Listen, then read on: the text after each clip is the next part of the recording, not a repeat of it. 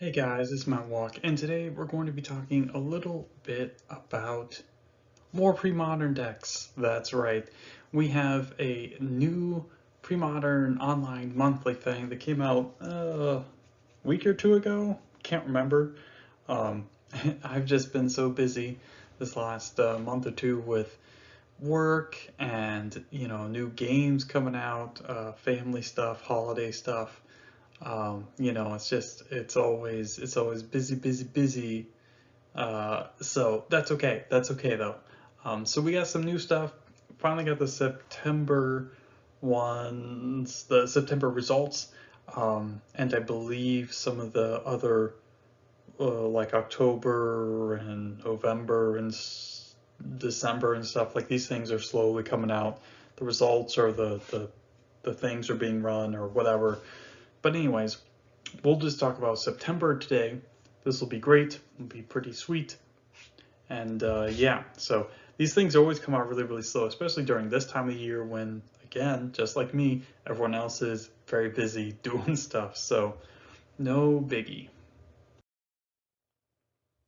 All right, and now we just have the rock, and this is a rock deck that's just playing rock stuff.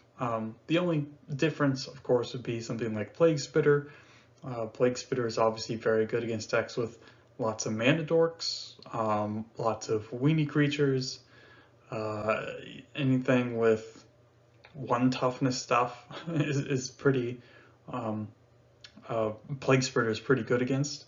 Of course, it's also, 3 mana for 3 damage a turn against some decks or whatever. Like, it's just a nice kind of slightly more aggressive card against control decks and being still very, very good against some of the weenie decks.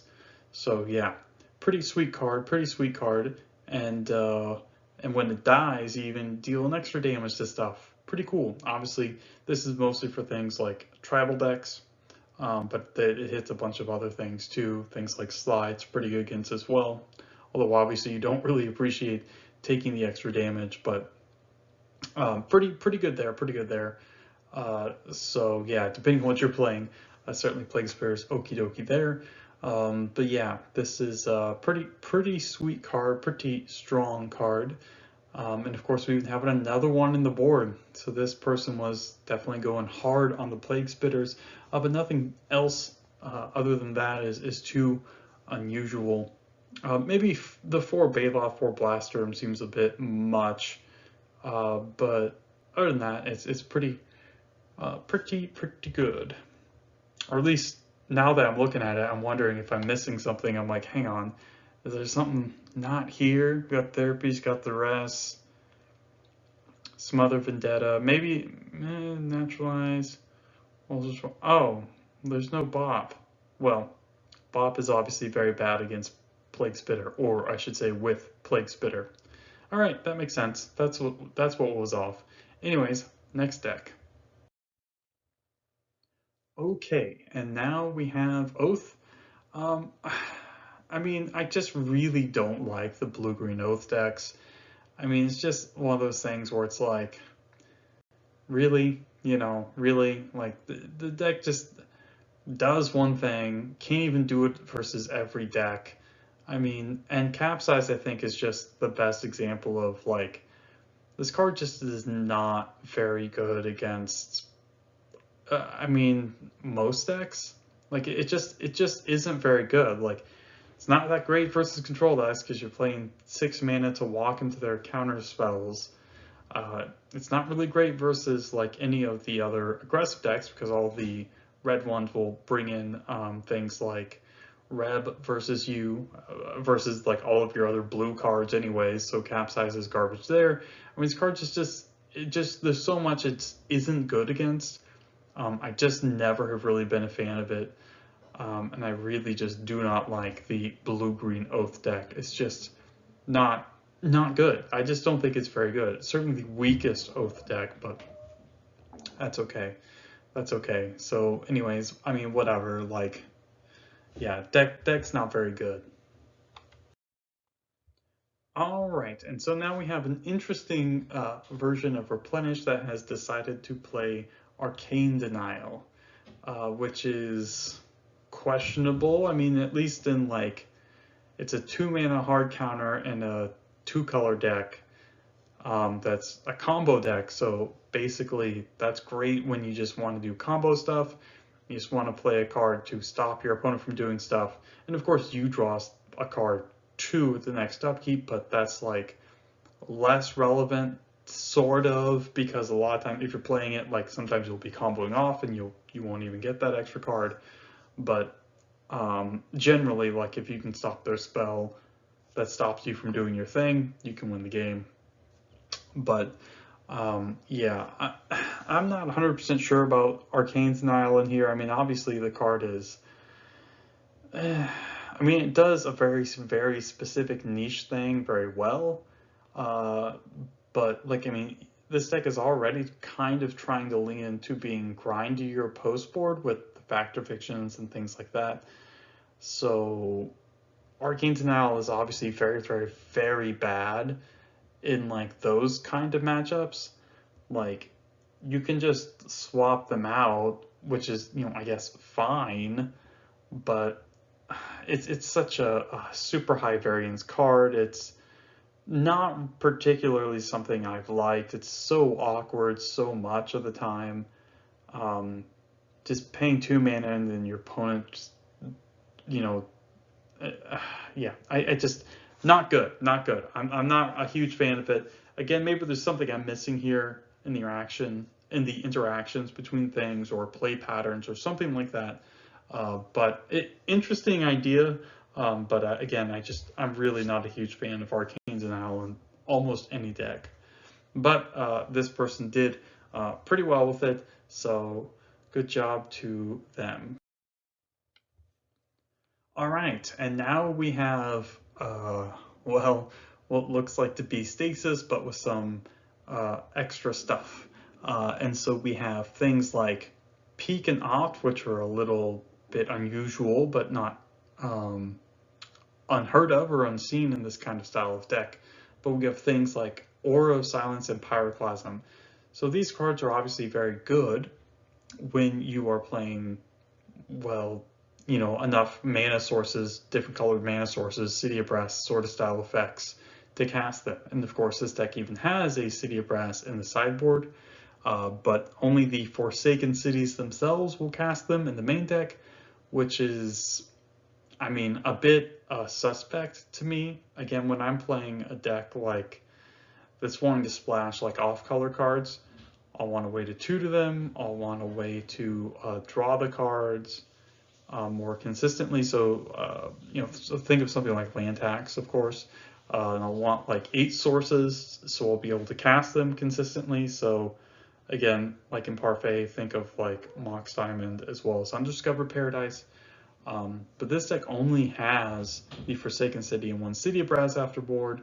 I mean, especially like Aura of Silence, which is double white. I mean, this is I think this is far too ambitious of a plan.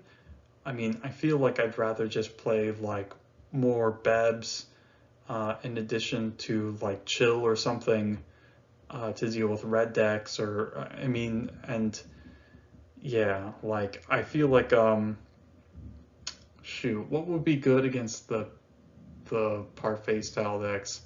The first thing off the top of my head I was thinking of was well, maybe something like Seal of Cleansing, which is obviously much easier to cast, but of course Annul, which this deck already plays. Anyways, this is just, I think a big issue is just it's too difficult to cast. Certainly Aura of Silence and probably Pyroclasm consistently when you need to do that. I mean, this is, I don't really, when I'm playing Stasis, I don't want to add more inconsistency to the deck. I'm already at a huge downside when it's like, I don't draw Stasis, I'm just going to lose eventually. I'll play all these counter spells and I'll counter everything. Oh, and I can do nothing. I have no win condition. I have nothing going on. Like, Black Vice does nothing. I mean, and then I just die. So again, pretty cool, interesting idea. I just don't think this is going to pan out particularly well, but hey, maybe I'm missing something here. Maybe I'm missing something here. All right, now we have Phil's deck, which is this Raging Glaciers thing, this brew he made up, which is just basically mono red control, right?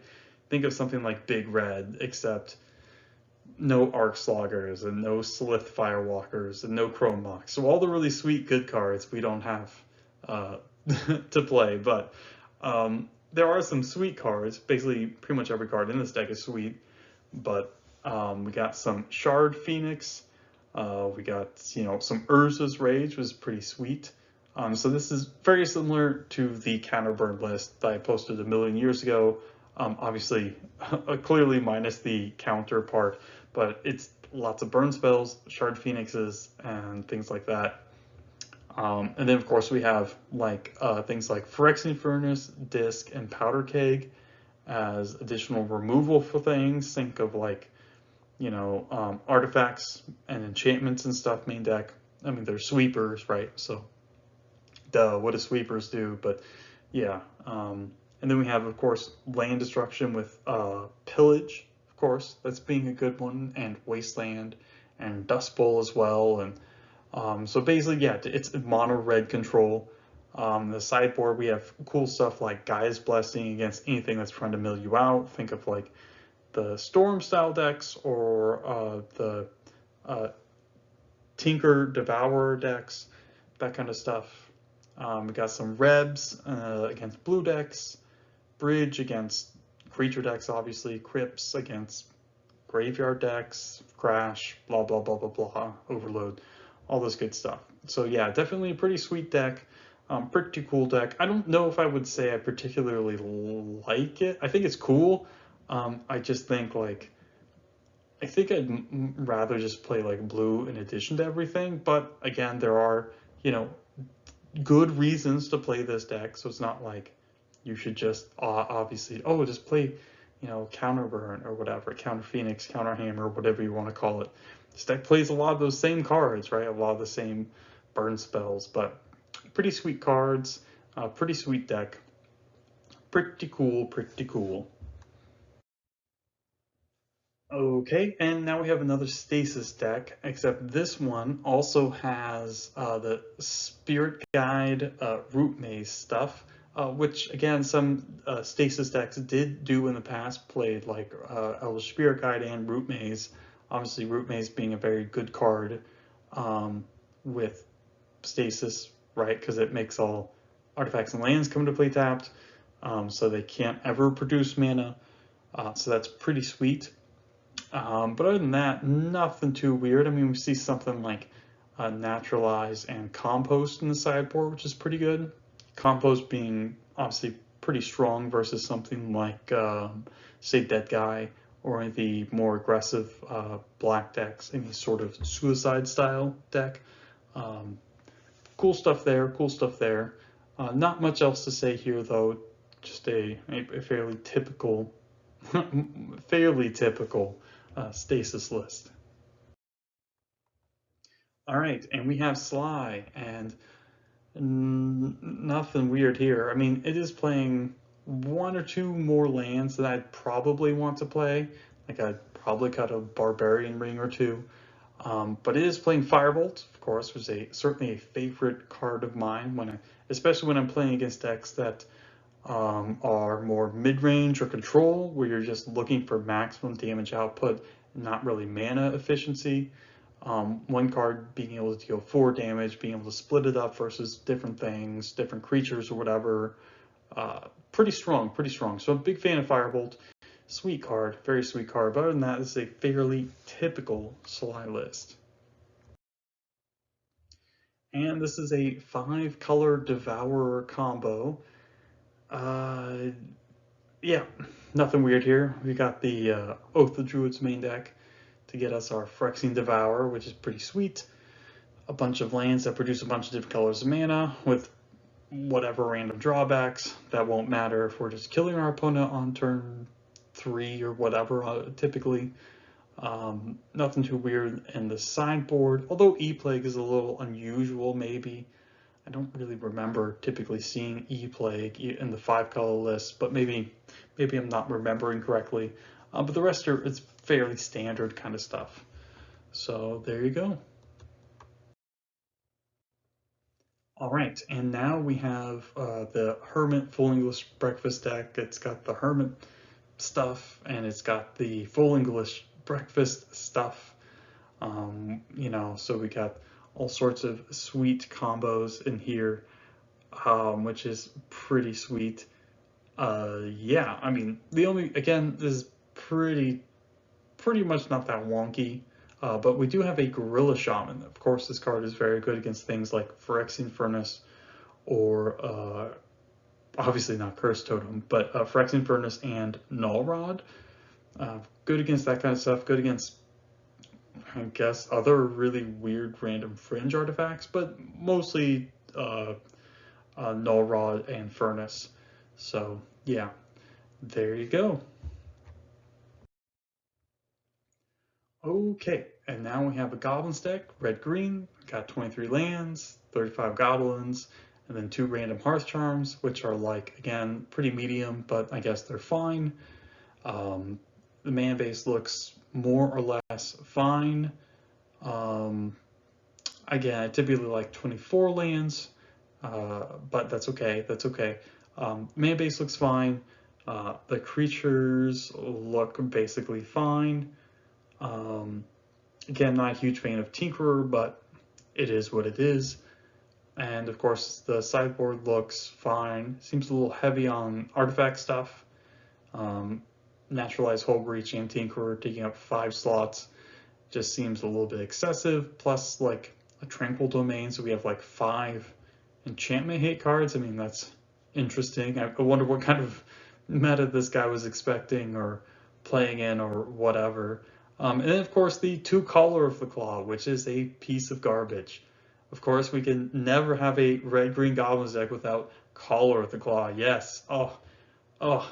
Why would we want to play something like Tormod's Crypt, which actually, beats up on decks that can be difficult for us to interact with, like, I don't know, combo decks or something, versus like a card that is geared towards making you beat up on sweepers and stuff.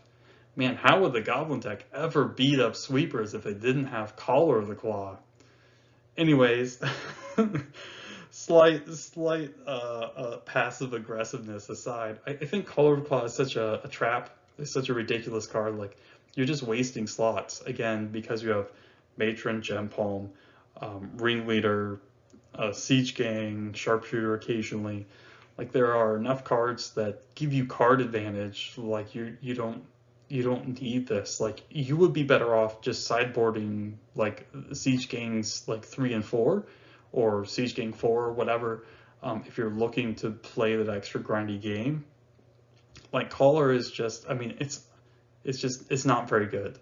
Like, especially if people know you're playing it, it's extremely easy to play around.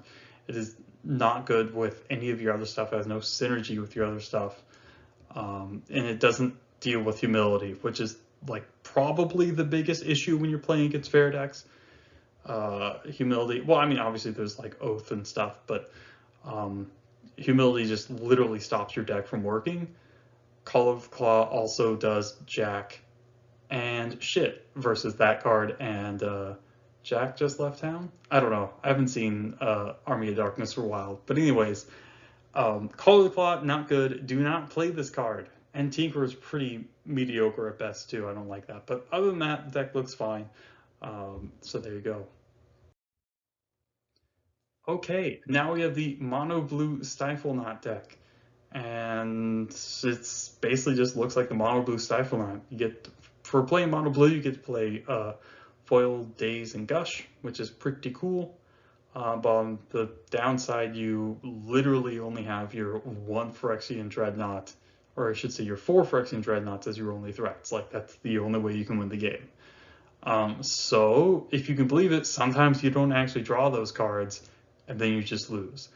So being able to have like a more robust plan against certain things, like playing man lands, other creatures, would typically be better. But hey, the Mono Blue is currently the one that's in vogue right now. So yeah, there you go. There you go.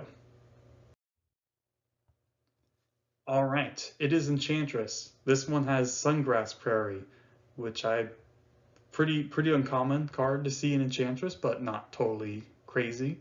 Obviously, it's not super great if you only have a one land hand, but other than that, we got the Seal of Fire in the sideboard, which is a little unusual. For Dur and Enchantress. This card is pretty sweet, but it's basically just another Enchantress effect. So if you're just looking to beat removal and counter spells and things like that, we've got Swords of Plowshares in the sideboard against other creature decks and things like that. If you're just looking for a little bit more interaction versus like some of the creature-based combo decks, that's a good card too, clearly. And yeah, nothing too strange here. We've got a Words of War, of course, in addition, as another way to kill stuff. And yeah, there you go. All right, and now we have Blue-White Tide Control. Yeah, we got nothing strange here. We got a split of Mana Leak and Prohibit, which is what a lot of people are doing these days. Certainly a pretty good idea, seeing as how Prohibit isn't dead in the late game, I guess, unless they're playing like 5 mana cards or something, which is pretty not super common. Not super common, let's say that. And then of course we have the One of Chroma's Vengeance. Again, pretty sweet card. Kills a lot of nasty stuff. I mean, it's kind of like a disc that you can just play immediately, but if it sucks, you can cycle, you know, game 1, or sometimes even games 2 and 3. And yeah, that's about the only crazy thing. Main deck, of course, we got the Parallax Tide, Seal of Cleansing combo, and a bunch of stuff in our sideboard to Cunning Wish for. But other than that, yeah, nothing too weird here. All right, and now we just have Burn. Yeah, this one's got baubles. I don't like baubles. But other than that, yeah, pretty much same stuff I've seen since forever. Although this one typically, well, sometimes you'll see like 3 and 4 pops in the sideboard, depending. This one has 3 pops. Meltdown, I think, is a little strange. I'm not exactly sure what he was doing here with the Meltdown. Like, I think I'd just rather just play another Overload for additional artifact hate, or yeah, I'm not sure what the Meltdown was for. Not sure what that was all about. But got 2 Anarchy, all sorts of good stuff. Fairly typical sort of Sly list. So there you go.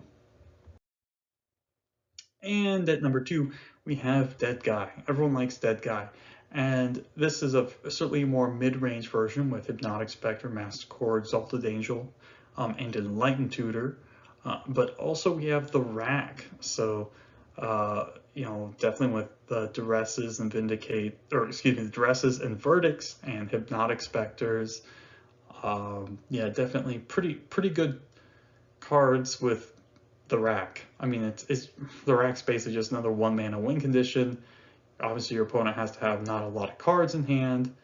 I mean, it's fine. It's interesting. I don't know if that's super great here. I mean, it's not like the Rack's a horrible card, but I feel like you probably want more discard with it, a little bit more, but whatever. It's all good. You can always Enlighten Tutor for it when their hand is empty. And of course, in the sideboard, again, typical stuff where you're going to see from Dead Guy. Anti-red cards, anti-combo stuff, blah, blah, blah. More generically good cards like Edict and Disenchant. So yeah, there you go. And for number 1, of course, we have a Psychotog deck. Wow, very cool, very cool. And of course, we have some really cool tech. We have E-Plague, a playset main deck, which is pretty sweet. Obviously, it's very good against things like goblins and elves, and I guess merfolk. I'm not a huge fan of merfolk, but there's you know, actually other decks too. Like for example, the Hermit deck, of course, Plague is good against, as well as something like Hermit as well as the Devourer deck, because that's a 1/1 and you can't really respond or do anything. If Plague is on like Phyrexian, it just dies. So that's pretty cool. So there is like a little bit more overlap than just like this kills tribal things. Like I don't know if I would keep this in versus something like Sly, because they have 4 different creature types.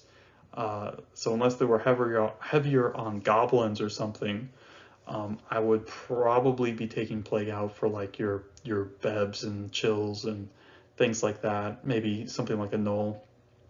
So yeah, not great there, not great there. But it does have it does kill a lot of stuff. Would I play 4 main deck? I mean, it depends on what kind of meta I'm expecting. But if it was like going in blind, probably not. But it did work out for this guy pretty well.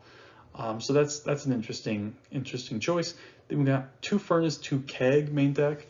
Again, I've always liked Keg and Tog. A little slow, but it's a good card. Kills artifacts too. Main deck game 1, which is always pretty nice.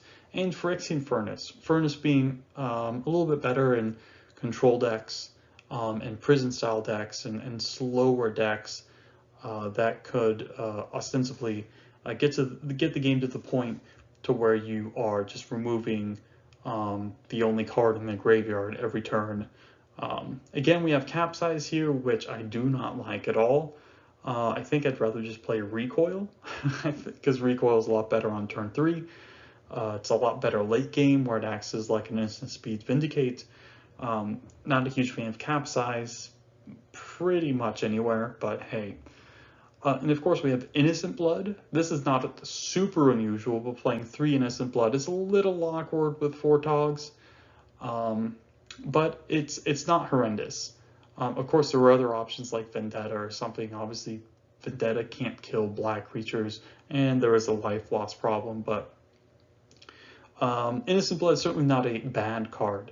I think pretty interesting thing here. And of course, in the sideboard, we also have Haunting Echoes. Haunting Echoes is very sweet, one of my favorite cards in Tog, again, or something like the Rock, where you really want to be able to attack certain decks from a different angle, especially like grindy decks, because like it's completely orthogonal to your actual plan, whereas Tog is like, I'm going to attack you for 20 in 1 turn, whereas Haunting Echoes is like, I'm just going to, all that stuff I countered and killed and discarded and stuff, I'm going to remove all that, and you're not going to be able to have like any relevant threats, and I'm just going to kill all your stuff for the rest of the game. So 2 completely different game plans that aren't really able to be attacked on the same axes. That's why I really like Haunting Echoes, as I guess you could say it's a sideboard juke, but very powerful card, does a lot of really great things. Very good in the more grindier mid-range control matchups, whereas because you only really need to draw 1 in the late game, and you're good to go. We also have a Felden's Cane. I imagine this is some sort of way to dodge like Tormod's Crypt or something. Not a huge fan of that. I mean, unless I'm missing some sort of interaction. I think I'd rather just play Null Rod if I was trying to stop Tormod's Crypt, whereas Null Rod obviously is very good against things like Devour or like Mud or whatever. But yeah, there you go. Pretty interesting stuff. You know, definitely like the Forbid, like the Gush, like all the other stuff. 4 AK is good. I'm not even one. Like, I like the Intuition, the first Intuition, a lot more than 1 Capsize, or even the Wonder, really, but that's okay. That's okay. No biggie. Pretty interesting stuff. We got the Voraz Stronghold for Infinity Togs, well, sort of. Coliseum, Dust Bowl, all that kind of good stuff. So yeah, there you go. Good job to everyone who played in this thing. But that's it, guys. That's it for today. This is all the stuff we got time for today, so I'm glad to be back, glad to be doing more stuff. So busy. So thanks for stopping by, and have a great day.